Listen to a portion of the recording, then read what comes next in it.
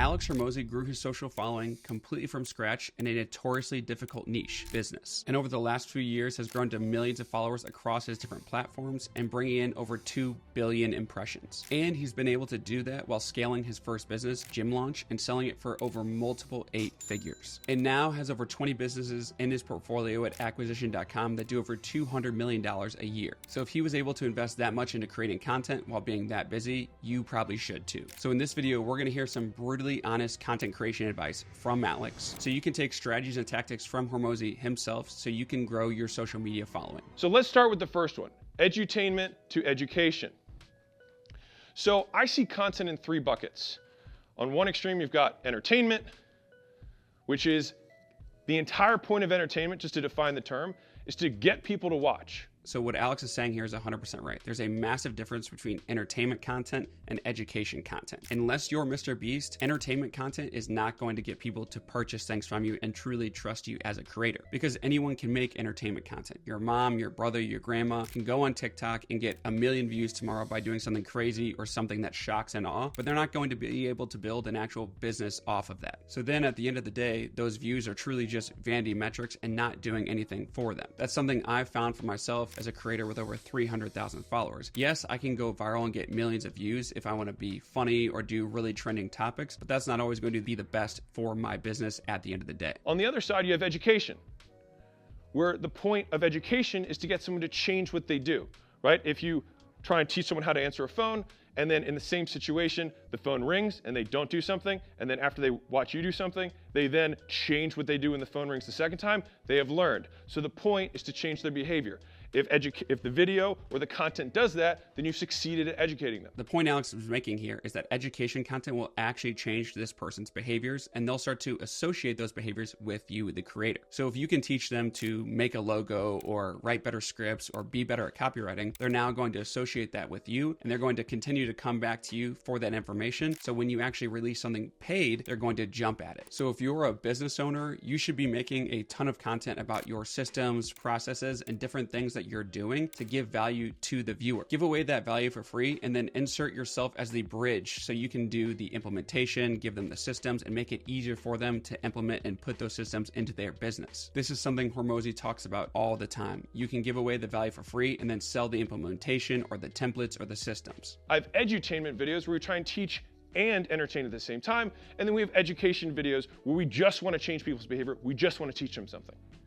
And so the first change, number one, that we see over lots of the data, I'll support in a second, is that I'm going all in on education. So what Alex has found, and a ton of other creators find out the hard way, is that education videos are actually going to be the best way to grow your business with content. Yes, you can get a lot of views with entertainment, but that's not going to pay top dollar. You can also do edutainment, which is kind of in the middle, but this is going to bring in a lower quality follower that probably doesn't have the money or the skills to actually work with you at the end of the day. But giving away that free educational value time after time is going to bring in a higher quality follower who's more likely to work with you quicker, and they're more qualified. So you don't have to beg someone to buy your course or your program. They're qualified to, and they want to, because they've already gotten a ton of free educational value from you. So the way you can optimize to create education content is by posting tutorials, break down different methods you're currently using, and just give away tons of free value in your content. And this is true for just about anything. You can make a free lesson about how to play the guitar, and then in the description have a full comprehensive guide that someone can purchase. And every time you post about learning the guitar, people will want more than just that little free snippet, so they'll go check out your guide and end up purchasing it. Any way you slice it, educational content is one of the best things you can do regardless of the niche you're in, as long as you have something to share that most people don't know. Number 4 is we went from views to revenue. Now this is key. So when you just have views as a metric, then you kind of do chase wider because it was the only real metric we were tracking. And we didn't really have anything better at the time, and since we focused on. Since then, we've transitioned to ad revenue, and here's why. Ad revenue takes into account views, but it has a second metric that's paired with it, which is RPMs, which is revenue per 1,000 eyeballs. So if YouTube pays lots of money for the eyeball, then it means they're more valuable. And if they're more valuable to the advertiser, they're more valuable to me.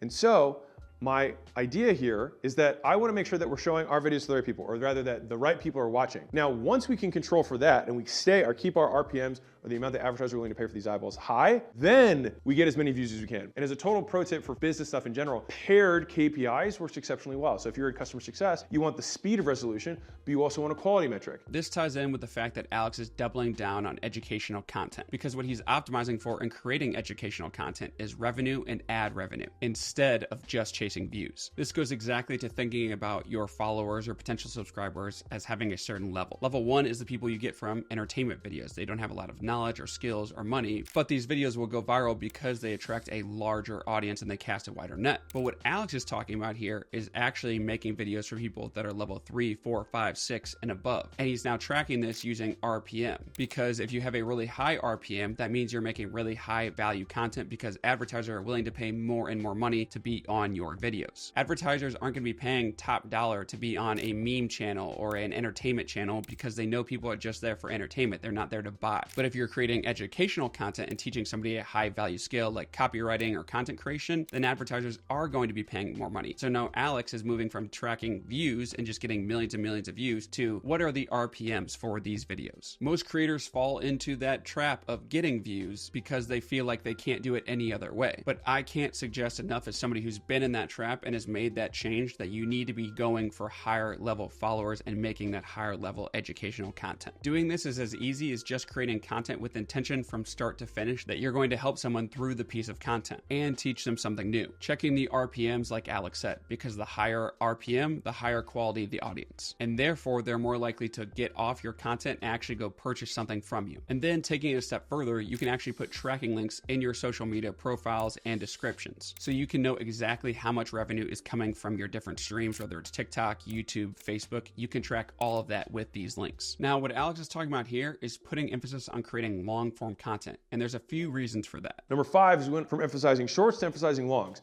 We saw that longs got the best people, and the whole thesis around shorts creates longs viewers, we actually haven't seen any evidence that supports that. People watch shorts want more shorts, people want longs want more longs. They just might watch you in a different place where that consumption preference is what you make. And so we found that, and we found that the longs are the things that actually drove the most applications for acquisition.com and the most book sales and the most opt-ins. So that's what we're making more of. So with long form, you can create a better relationship with the viewer and educate them even more. Just think about it this way. If you have a 5-minute YouTube video, which is relatively short, and your average reel or TikTok length is only 20 seconds, that's the equivalent of people watching 15 TikToks or shorts with you, which if you're posting every day is about half a month's worth of content. So they're consuming half a month's worth of content by watching one 5-minute YouTube video with you. So they get to know, like, and trust you that much faster, which means they're actually going to purchase something from you that much faster. I found this same exact thing where I have a YouTube channel that has only a couple thousand subscribers, but the majority of people I've worked, whether it's clients or consulting or companies, have found me from my YouTube. And I'm able to track that with the tracking links that I just talked about, and also using different forms to ask people directly, hey, where did you find me? You can't do as much of that with shorts, where people typically are just there for entertainment. Maybe they're in line at the grocery store, or they're just simply not in the mood to be educated. They're just there for entertainment and doom scrolling. Versus if you go to YouTube, you know what you're getting into when you look at long form content. So if you're trying to optimize for revenue like Hormozi does and create educational content to achieve that, there's nothing better to do than make more educational content. That being said, you don't necessarily need to choose one or the other, because while Alex Hormozi doesn't optimize for making shorts or put as much focus on that as he used to, you can still check out his YouTube, TikTok, and Instagram, where he's posting a ton of short form content. And the catch here is that he's not creating bespoke content for each platform, because that would take forever. What he's actually doing is taking his YouTube videos and repurposing them for short form content, whether that's Instagram Reels, scripts and captions, tweets, email newsletters, LinkedIn posts, and pretty much any other piece of written media or video script that you can think of. So here's how you can repurpose long form videos just like Alex Hormozi. First, you're going to need a good tool that allows you to do this. I'm going to use Cast Magic because that's what a lot of the top creators use, and I know it creates content that performs well. So I'm going to go ahead and grab one of my first YouTube videos. This is how to make 10K a month with faceless Instagram and TikTok accounts. All I have to do is copy the link address, go back into Cast Magic here, and then I would just go to my recordings and you can import it. So you can give the audio file, or you can give links, RSS feed, Zapier, Zoom, assume a ton of different ways you can do this. I'm not going to do it because I already have it uploaded, but I click into here now and I click on create content, and then you can see that I can type in what type of content I want, but also I can choose from any of these templates already. And what you can see here is that it's already got a bunch of stuff for me. So questions, key topics and bullets, Reels script, LinkedIn post. I'm going to give you a quick example here. I'm just going to show a tweet with a simple reminder. You can see that it'll tell you to write a very short tweet, and then it'll start crafting that for you automatically without you having to do any extra work. And you know it's going to sound like you because it's coming from your content. So therefore it's going to actually sound really good. Unlike a lot of other content, if you're just putting it into ChatGPT, it's not going to sound like you because it doesn't have enough information about you and how you sound in your content to actually make something that sounds good. You can do the same exact thing here with, let's go ahead and we can do a 3 steps, 3 pro tips for LinkedIn, which is a little bit longer, and you can see what it's going to spit out. So don't think that just because you might create some shorter content that you can't use this. You can use it for YouTube, you can use it for Reels, you can use it for short form. So don't think that you're limited if you need to be only making, 45-minute YouTube videos with this. You can see it's got 3 different steps. It's already breaking down here for me. And then the great thing is that I can do a custom prompt inside of here where I can give it a custom prompt for this specific one, but it's also going to allow me to add it to my workflow, and I can make any changes I need to once this is done actually coming through here. You can see that I can add it to pipeline, I can save it, I can rerun it, I can copy the content, I can delete it. And this is all, again, just off the one video that I've created. The possibilities are literally endless with this, taking one piece of content and repurposing it to 10, 20, 30 plus different types of content. And number 6 was assuming more versus assuming nothing. Meaning, I made videos like the Alex Hormozi diet. I made the Alex Hormozi vlog, the Hormozis, things like that. Those assume that somebody who doesn't know me will want to care what whoever the hell Alex Hormozi is, which I don't think is that reasonable. And so it's assuming nothing. Now that has changes in terms of what we're making. So there's no assumptions. So for example, like weownacquisition.com, we have portfolio businesses. I introduce myself because if you don't know who I am, this might be the first video you see of me. Now, Alex makes a really good point here, and that's why you should always be creating content for a cold audience. This is something he talks about a lot, and it's clearly very important to him, even though he's so big on all these social media platforms. Because think of the last time you clicked on a video and it said, welcome back to the channel, or what's up guys, or hey, thanks for coming back. You don't actually know that person, so that's just wasted space. That's why you've seen a lot of creators cut out those YouTube intros that you used to see all the time and just get straight to the point. Because the reality is, people don't care until you give them a reason to care, and that's value that you give them. That's why educational content is the easiest and quickest way to get people to care and to actually watch you consistently, even from a cold audience. So the way you fix this is by simply introducing yourself one way or another in every video, just like he did in this video and just about every other one. I mean, 35,000 posts over 40 months and grew a 7.8 million person audience.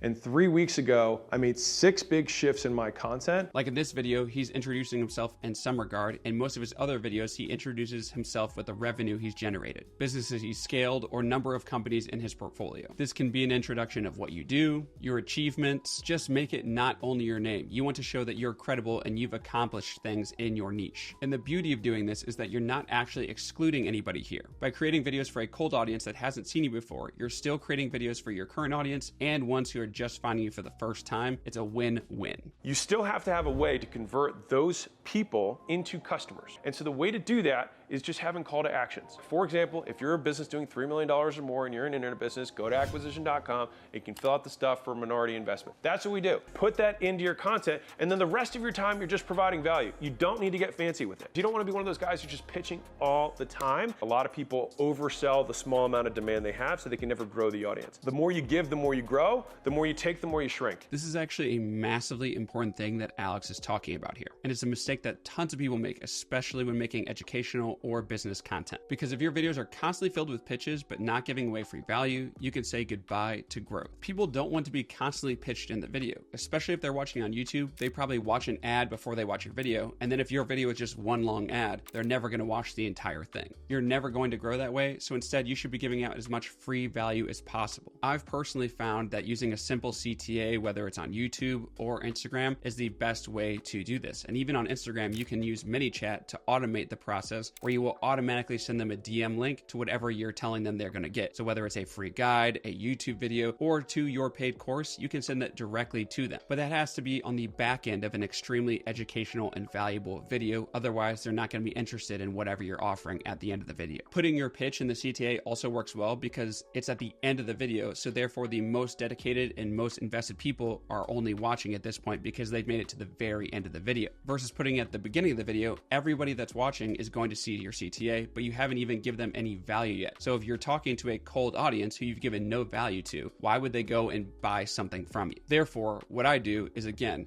put as much value in the content as possible and tactfully place my CTAs in the videos where I think it makes sense. Somewhere in the middle of the video can be good, but make sure you have enough value leading up to that point, otherwise it'll be useless. Now, just one CTA is usually enough, and the people that are ready to work with you or buy from you will take you up on that offer. And the ones that aren't can keep enjoying the free content without being annoyed, or just keep watching until they are ready. Now we've gone through some of Hormozi's best advice, and across all of Hormozi's content, it's pretty clear that he has a system in place to strategically make content. Now, it can be pretty difficult to make your own system from scratch, but with AI, it has never been easier. And the quality of what you can get has never been better. So click here to check out the next video where we will show you how to leverage AI to create a content system that'll help you generate new content, strategically post to grow, and guide you through exactly what you need to do in every step of the content creation process. I'll see you over there.